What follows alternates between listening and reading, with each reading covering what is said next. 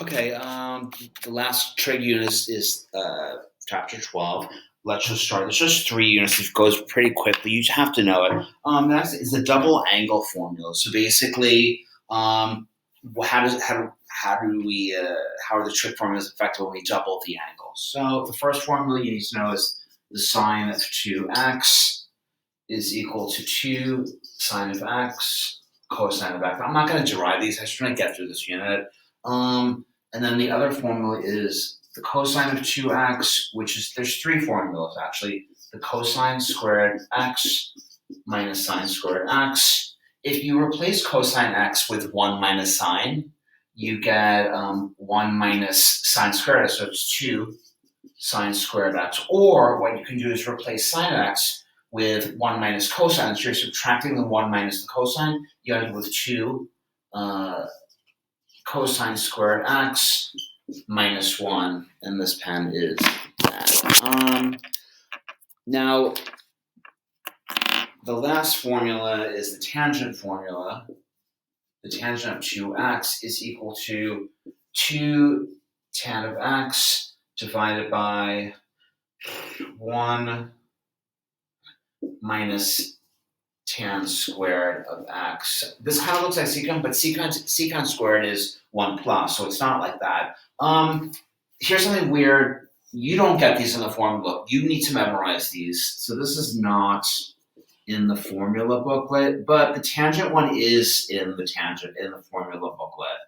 So that's kind of, you have to know these, but they're not that difficult to memorize. Let's just go through some examples. So for example, the sine of 60, you technically could say it's the sine of 2 times 30, and then you plug it in the formula up there. So it's 2 times the sine of 30 times the cosine of 30. And so we know the sine of 60 is radical 3 over 2. Let's see if that works out. So it's 2 times a half times radical 3 over 2. 3 over 2. It's true.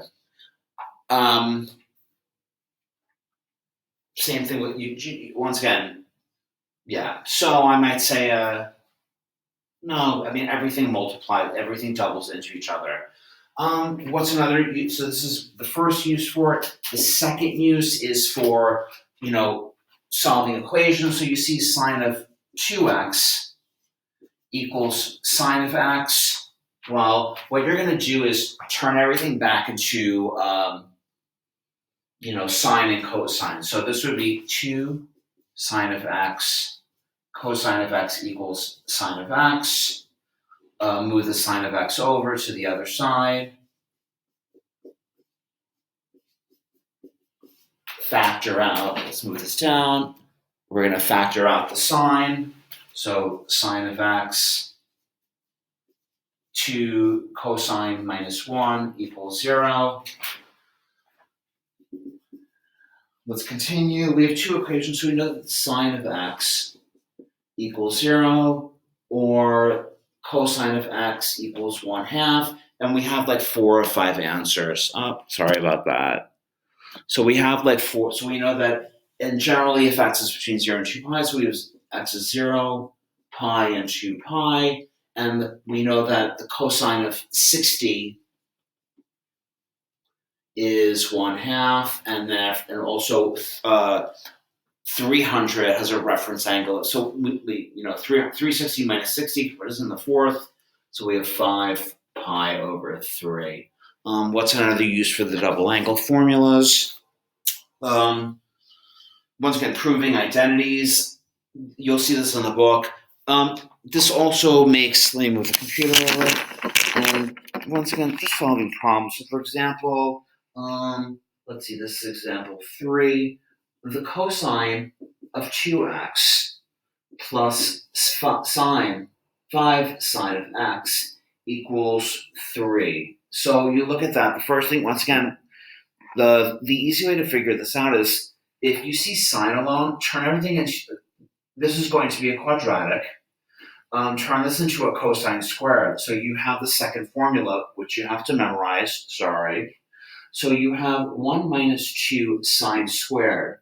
plus 5 sine equals 3. Let's move everything over to the left, and then we're going to multiply by a negative. So we have negative 2 sine squared plus 5x minus 2 equals 0. I want to multiply everything by that negative. I want that negative on there. 2 sine squared minus 5 sine plus 2 equals 0. If it's a part 1, you have to know how to factor this. You should kind of see the 2 and 2 will get you to the 5 combination. If it's a part 2, stick in the calculator. Well, I know it's 2 sine of x and then sine of x. Let's see. You know what? Negative 2, negative 1, it gets me my negative 5. So sine of x equals 1/2. Sine of x equals 2. This is out. And so I know my two answers are x equals 30 and x equals 150, or 5 pi over 6. Those are the two answers. If it's a part 2 question, once again, you can always verify this by putting in the graphing calculator. Nice. Let's move on. What else?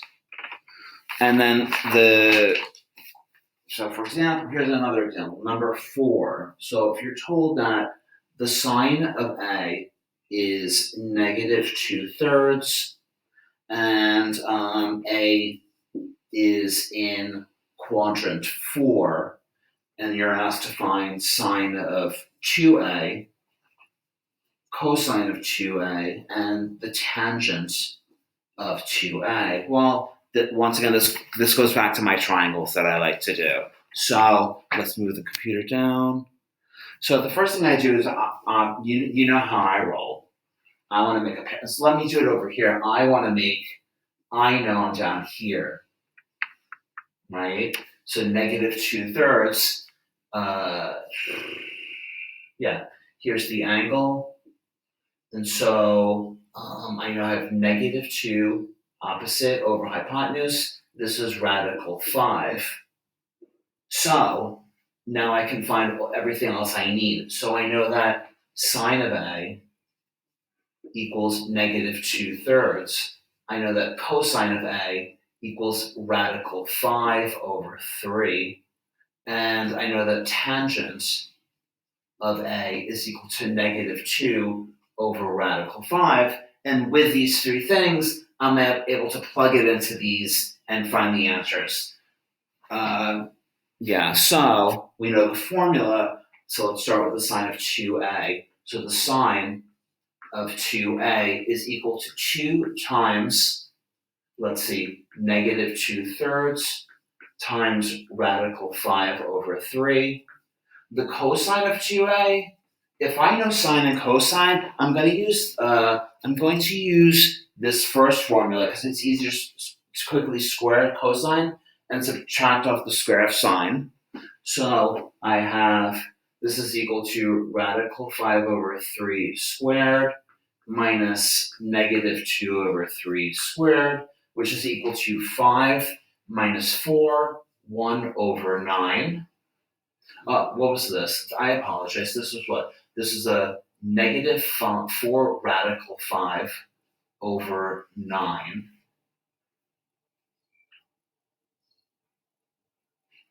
And what's going on over, yeah, that's right. And then,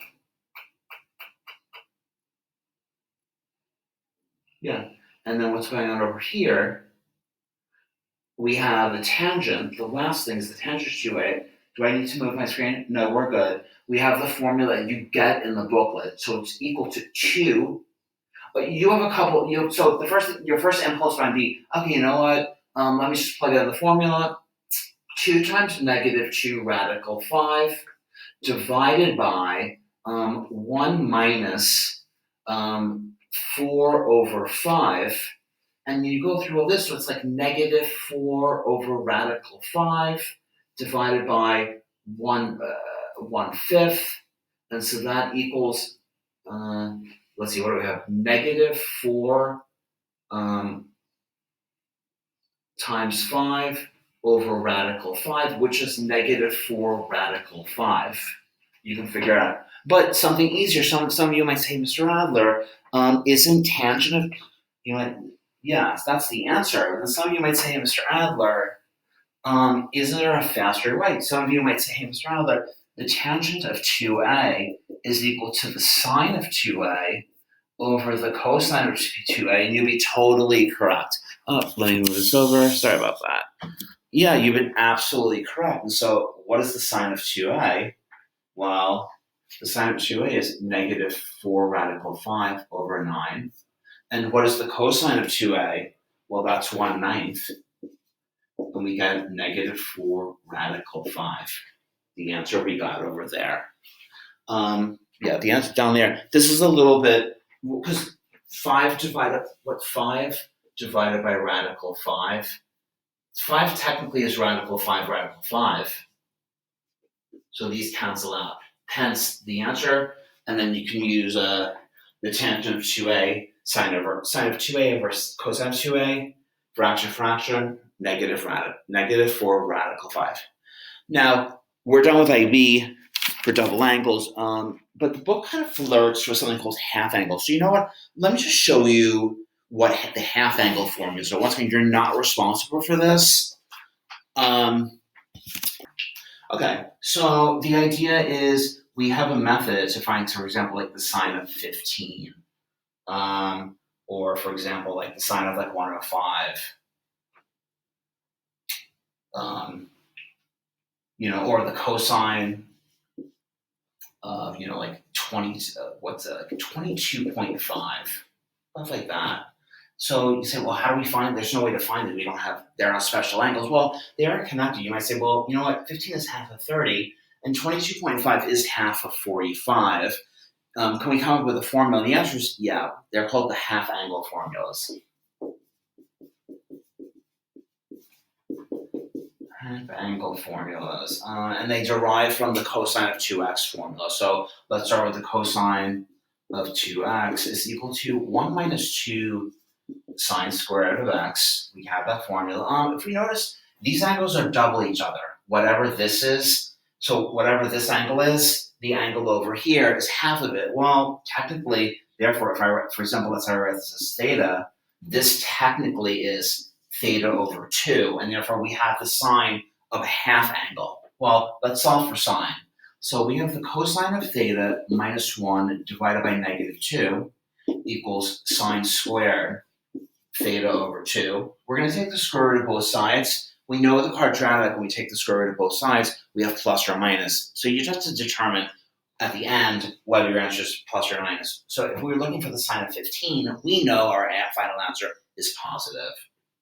So we know that sine of a half of an angle is equal to plus or minus the square root of the cosine of theta minus 1. No, I apologize.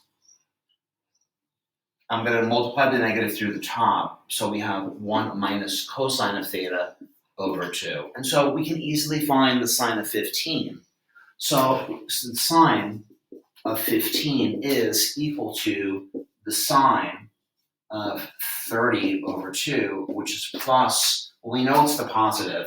It's the square root of 1 minus the cosine of 30 over 2. A little algebra. So we know that this is, we know the cosine of 30 is radical 3 over 2. So we have the square root of 1 minus radical 3 over 2 divided by 2. Multiply this, we skip this, but to get rid of this denominator in the denominator, I'm going to multiply every single term by 2. And so we got 2, so in the numerator, we get 2 minus radical 3.